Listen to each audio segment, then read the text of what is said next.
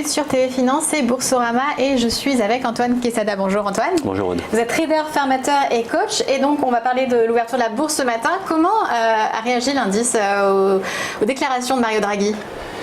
Eh bien, visiblement, les déclarations de Mario Draghi laissaient entendre que l'économie n'allait pas si bien que ça et que malgré le fait que Draghi se veut rassurant et accommodant, je pense que les marchés avaient déjà anticipé cette version-là qui est connue et reconnue depuis toujours, enfin depuis pas mal de temps.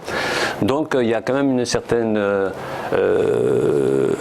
inquiétude au niveau des marchés parce qu'on atteint des sommets maintenant, une grosse résistance. Et la dernière fois qu'on s'était vu, je vous avais parlé de cette fameuse épaule-tête-épaule inversée qui est toujours d'actualité, dont l'objectif final était le 5702 points, qui n'a pas été atteint. Cette semaine, effectivement, on a franchi, on a cassé la grosse résistance qui était le plafond de verre des 5630 points. On l'a franchi, mais il y a une réaction du marché, c'était hier en fait, on l'a largement dépassé, on a fait du 5672, c'est-à-dire pas très loin des 100% de l'objectif théorique. Mais cette grosse résistance, elle a vraiment fait obstacle hier. Alors je n'ai pas le cours d'ouverture, je ne sais pas s'il est déjà en ligne, mais cette grosse résistance a fait son travail, malheureusement je dirais. En tout cas, le marché semble vraiment coincé là-dessus. Il faut voir comment ça va réagir dans les heures ou les jours qui viennent.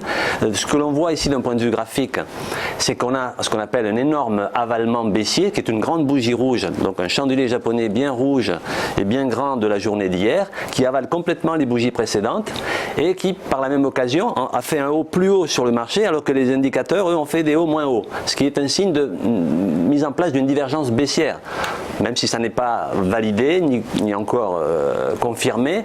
En tout cas, il y a des signes d'un vrai coup de frein sur le marché. Donc la zone de support qu'il ne faudrait pas casser, c'est celle que l'on voit ici sur les ratios de Fibonacci, qui est le 5529 points, allez 5530, qui correspond donc au deuxième palier de Fibonacci de cette figure en épaule-tête-épaule inversée qui délivrait un potentiel de hausse conséquent. Donc ça, c'est le gros support sur lequel il ne faudrait pas clôturer en dessous, en fait, en journalier, a fortiori en hebdo, puisqu'on est en fin de semaine.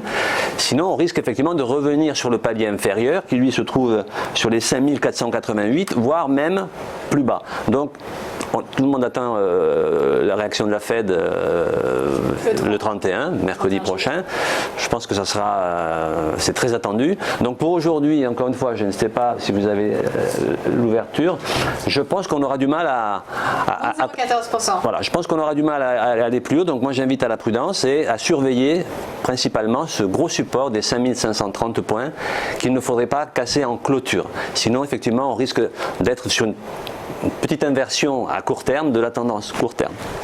Et les 5700 points, ils sont atteignables d'ici la fin juillet si la décision de la Fed s'avère positive. Je serais tenté de dire que on les a pratiquement fait et je ne suis pas sûr qu'on ira les toucher précisément. Parce qu'il faudrait vraiment une réaction forte.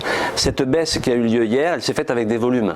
Donc une baisse avec des volumes conséquents, avec ce grand chandelier japonais rouge ici, et cette notion de divergence qui n'est pas encore validée, montre qu'il y a eu énormément de dégagement.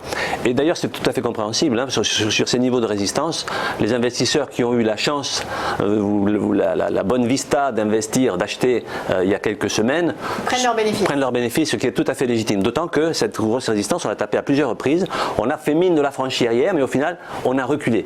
Donc méfiance en l'état actuel des choses, à surveiller effectivement ce niveau des 5530 en clôture et évidemment la Fed peut déclencher encore une réaction violente, mais je crains que le potentiel de baisse, le potentiel de hausse dans les jours qui viennent soit vraiment limité. On verra ça la semaine prochaine. Merci beaucoup Antoine Quesada. Je rappelle que vous êtes trader, formateur et coach.